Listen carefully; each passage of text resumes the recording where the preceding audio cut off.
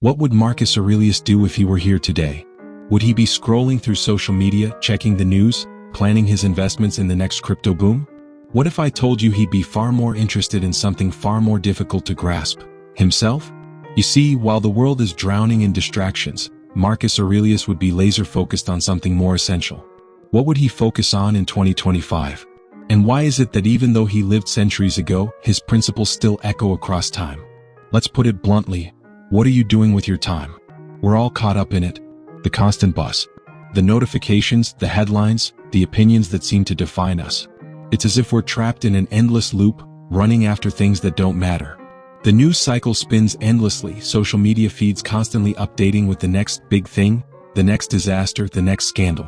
We're overwhelmed, overstimulated, distracted to the point where we forget to even ask the important questions. What do I want? Why am I here? What do I actually need to be happy? Now, what if I told you Marcus Aurelius, one of the greatest minds of history, wouldn't even blink at all of this? In fact, I bet he'd be repulsed. In his time, Rome was a bustling metropolis, teeming with distractions, battles, political corruption, and more. But he didn't let that drown him. Instead, he found peace by looking inward, by ignoring the chaos outside and focusing on his thoughts, actions, and reactions. So let's flip the script. Instead of spending our days fighting to keep up with the noise of the world, Marcus would ask, what if you took a step back and realized that all of this is meaningless, unless you understand who you are first? This is where the chaos of today meets the clarity of Stoic thought.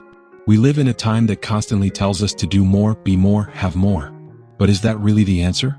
How often do you hear someone say they feel truly fulfilled? We're all running after things we think will make us happy. Money, success, fame, approval. But does any of that actually bring peace? Does any of it get you closer to being a better human being? Does it help you know yourself? Probably not. Marcus Aurelius, with his Stoic wisdom, would see right through that. He'd look at you and say, the more you chase after external validation, the more you're neglecting the internal peace you can create. And this isn't about rejecting the world. He wasn't a recluse. He wasn't suggesting you should retreat from society or avoid challenges. But he believed in the importance of looking inward, controlling your reactions, and understanding that, at the core, you are the one who shapes your reality. Think about this. What happens when you lose yourself in the noise of the world? You become a slave to it. You become a slave to your emotions, to external events, to what others think about you. Marcus's entire life was about reminding himself that he was in control of his inner world. It's not the circumstances that define you, it's how you respond to them. So, what would Marcus Aurelius do in 2025? Would he be glued to the screen, endlessly scrolling through Twitter, or stressing about the next financial crash? No. He would spend his time in reflection, examining his thoughts and actions. He'd spend his time asking himself questions like, am I reacting from a place of wisdom or impulse? He would embrace simplicity, clarity, and presence. 3 things that, in this modern world, most people overlook in favor of more distractions. The Stoic mind isn't about numbing yourself to the world. It's about understanding that you have control over your perspective, your thoughts, and your actions. What if you could live in this kind of peace, amidst the chaos of modern life? It's not about avoiding challenges or pretending everything is fine. It's about choosing how you engage with the world. So ask yourself, what's really controlling your life right now? Is it the constant input from the outside world, or is it your own thoughts, your own understanding of yourself? Marcus Aurelius had the clarity to ignore the things that didn't matter and focus on the only thing that truly matters: his internal world. And that brings us to an uncomfortable truth. Most of us are letting life control us. We react to the noise, the drama, the chaos. But we can choose a different path. A path where we master ourselves first and everything else falls into place. It all begins with realizing that the world doesn't dictate who you are. You do. So, in this overwhelming, chaotic world, do you have the courage to step back, silence the noise, and ask yourself, who am I really? What would happen if you started there? Would 2025 look different? Would you? Marcus Aurelius would say yes. Let's be real for a second. How much time do you spend in a day trying to control things that are outside of your control? Your boss's opinion, the stock market, the weather, the gossip at your workplace, the political chaos. You could spend hours, days, even years obsessing over these things, and guess what? It won't change a damn thing. This is where Marcus Aurelius comes in again. He knew better than anyone that the only thing we truly control in life is our own actions and reactions. Everything else? It's outside of our grasp, and no amount of energy spent on it will ever bring you peace. Think about the last time you found yourself stressing over something that was completely beyond your control. Maybe it was a traffic jam, maybe a family member's actions, or maybe it was something as trivial as someone's negative comment. You felt that surge of frustration, didn't you? The kind of anger that burns for hours or maybe days only for it to pass and leave you wondering, why the hell did I let that bother me? Marcus Aurelius didn't just think about this. He lived it. He wrote about it in his Meditations, reminding himself over and over that we cannot control the world, but we can control our reaction to it. He would look at your traffic jam, your delayed plans, your workplace stress, and tell you, this isn't the problem. The problem is how you choose to respond to it. We live in a world that's obsessed with fixing everything. We're constantly told to make more money, get more likes, build a bigger network, control our body, fix our mind. We exhaust ourselves trying to maintain a semblance of control over our lives. But the truth? The truth is, the more you try to control the uncontrollable, the more you open the door to frustration and helplessness. What if Marcus were here in 2025? Do you think he'd spend his time trying to manipulate every situation to suit his desires? Do you think he'd waste his energy on the things that don't matter, like fighting online arguments or obsessing over his image? Of course not. His time and energy would go into one thing, controlling the one thing that's in his power, his own thoughts. Because here's the thing, true peace doesn't come from controlling everything around you. It comes from accepting that you can't control most things. The only thing you can control is how you respond to them. Marcus knew this better than anyone. He would never get upset by a storm or a sudden change in plans. He would take a deep breath and say, this is the way things are. How can I respond with wisdom? That's the essence of Stoicism. Instead of fighting against what you can't change, you learn to adapt. You learn to find peace in your response, not in the outcome. It's like this paradox. The more you let go of control, the more you actually gain control over your life. Imagine for a moment that you really embrace this. Imagine you stopped wasting time and energy on things you can't change. How different would your day look? How different would you feel when you face setbacks, disappointments, and challenges? Would you still be consumed by anger, fear, or frustration? Or would you be able to stand back and calmly say, this is what is happening, but it doesn't have to define me? Marcus would be a perfect example of this. He didn't shy away from his responsibilities as a leader of the Roman Empire. He didn't ignore the political turmoil or the constant battles for power. But he also didn't let it define his peace. He knew that in any situation his power lay in how he chose to act, not in the situation itself. And that's where the real change happens. The truth is, no one and nothing in the world has the power to steal your peace unless you give them permission. Every single day you are faced with choices about where to place your attention and energy. Are you going to spend your time trying to control the things that are beyond your reach? Or are you going to focus on the things that are truly within your grasp? Your thoughts, your actions, your attitude? The choice is yours. If you want to be truly free in 2025, take a page out of Marcus Aurelius's book. Start with what you can control, your mind. Stop letting the external world dictate your emotions. Stop trying to bend reality to your will. Instead, shape your reality from within. Because at the end of the day, the only thing you really have control over is how you respond to the world around you. And that's the ultimate freedom, the ultimate peace, the ultimate strength. So ask yourself, what is it in your life that you're desperately trying to control? What would happen if you just let it go and focused on the one thing that you truly can control, yourself? Here's the thing. It's easy to be kind. It's easy to give, to help, to be the one people lean on. In fact, we're often encouraged to be kind, to put others first, and to never ask for anything in return. But what if I told you that, in doing so, you could actually be doing a disservice, not only to yourself but to everyone around you? Kindness in its purest form is a virtue. But when kindness is given away without boundaries, when you sacrifice yourself for the sake of others, when you give all of your time and energy to people who don't value it, that's where the problem lies. You see, you can't truly help others if you don't respect yourself first. It sounds simple, right? But here's where it gets interesting. Most people don't know how to respect themselves. They don't even know they're not respecting themselves. It's like breathing, so automatic that you don't even think about it until someone points it out.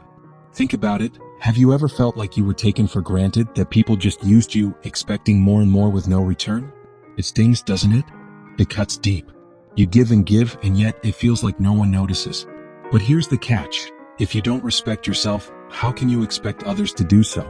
This is where Marcus Aurelius steps in, not just as a philosopher, but as someone who lived this philosophy on a daily basis. In his Meditations, Marcus often spoke about the idea of self-governance. and not just the governance of one's actions but of one's thoughts and emotions. Self-respect isn't just about setting boundaries, it's about understanding your own worth, knowing what's right for you and refusing to sacrifice that for others. Now let's look at why this idea is so hard to digest. Why do people resist respecting themselves in the first place? One simple word: fear. Fear of rejection. Fear of being seen as selfish. Fear of missing out on relationships, connections, and opportunities. But in reality, what happens when you don't respect yourself? You become a doormat. You bend until you break. And you're left wondering why, after all that effort, nothing feels fulfilling. But Marcus would tell you something powerful. True leadership starts with self-respect. A leader is someone who can inspire, not by constantly bending to others' will, but by standing firm in their own. When you start respecting yourself, really respecting yourself, you become an example to others. You show them that boundaries are not walls, but rather a structure that gives you the strength to connect with the world without losing yourself in it. What would Marcus Aurelius do if he were here in 2025? He would take a good hard look at his own life. He wouldn't get lost in superficial kindness or let himself be pushed around by the whims of others. He would respect his own time, energy, and spirit.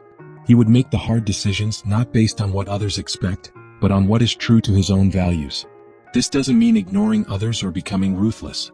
It means being intentional with your energy. It means saying, I can't give you this right now because I need to take care of myself first. And here's the kicker. True leadership isn't about pleasing everyone. It's about earning the respect of those who truly matter. But how do you do this? How do you go from being the yes person to the person who leads with confidence and self-respect? The answer isn't in grand gestures. It's in the small, everyday decisions. It's about knowing your own worth and acting like it. When someone asks too much of you, you say no. When you feel drained, you take a break. When your gut tells you that something is wrong, you don't ignore it. You listen. You trust yourself. It's about making the decision to put your needs on the same level as everyone else's. And here's the truth. When you do this, you don't lose relationships. You attract the right ones. When you stop letting people walk all over you, you start to attract people who respect you, not just your kindness. In 2025, we're in an era where we are constantly told to hustle, to work harder, to be everything for everyone. But the reality is you can't do everything. You can't give everything. You can't be everything. But what you can do is take care of yourself, physically, mentally, and emotionally. You can respect yourself. And in doing so, you'll have more to give to others, not from a place of exhaustion or resentment, but from a place of true strength. So ask yourself, when was the last time you respected yourself enough to say no? When did you last honor your own boundaries? When did you last prioritize your own well-being, even if it meant disappointing someone else? The only way to change your life, to truly lead in 2025, is to begin by leading yourself. And that starts with respecting your own worth. Because here's the thing, if you don't respect yourself, why should anyone else? Now, I know what you're thinking. This sounds nice in theory, right? Respect yourself, set boundaries, say no when needed. Sure, that all makes sense. But how do we actually implement it in a world that constantly demands more from us? A world where distractions are endless, where people and circumstances push us in every direction, and where society often rewards self-sacrifice over self-respect.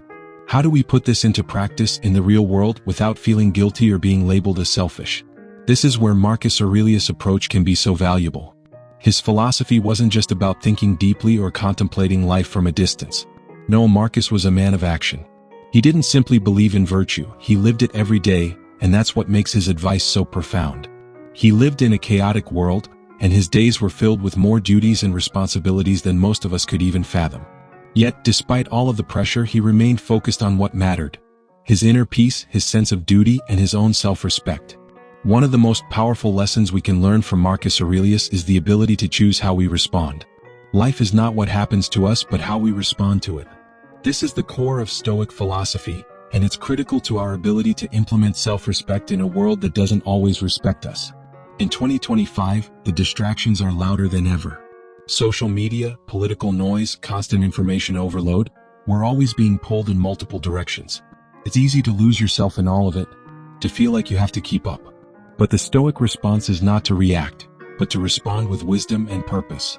What are you choosing to focus on? What are you allowing to influence your emotions and decisions? Let's face it, every time you let someone disrespect your boundaries, you're sending a message. You're saying, I don't matter enough to stand firm on this. And when you do this day after day, you teach others to treat you the same way. The thing is, you can't expect others to respect you when you aren't willing to respect yourself first. If you allow others to walk all over you, they will. If you allow people to take advantage of your time, they will. It's not about being mean, it's about showing value in yourself. The truth is, people will treat you as you treat yourself. When you set boundaries, you make a statement to the world that says, I am worthy of respect. And as you do this, you'll notice something remarkable. You begin to attract people who also respect themselves. You create an environment where mutual respect can flourish, because when you make your own respect a priority, others follow suit. This ripple effect starts with you. Now let's take this a step further. Self-respect doesn't mean being rigid or inflexible. It's not about putting up walls around your heart and mind and never allowing anyone in. No, it's about knowing when and how to engage with others. It's about being aware of who is worthy of your time and energy. This discernment allows you to lead with compassion, but also with wisdom. You'll find that your relationships become healthier because you're giving from a place of strength, not desperation. A practical example of this could be simple. Imagine a work situation where a colleague constantly asks you for favors or tasks that are outside of your job description. You've been saying yes for weeks, maybe out of fear, maybe out of a sense of obligation. But now you're exhausted. You're drained. You can feel your energy slipping away, but you're afraid to say no. What would Marcus Aurelius do in this moment? He would stop, take a step back, and evaluate the situation. He would ask himself, is this helping me live a virtuous life? Is this sustainable? Am I giving this person the power to undermine my own self-respect?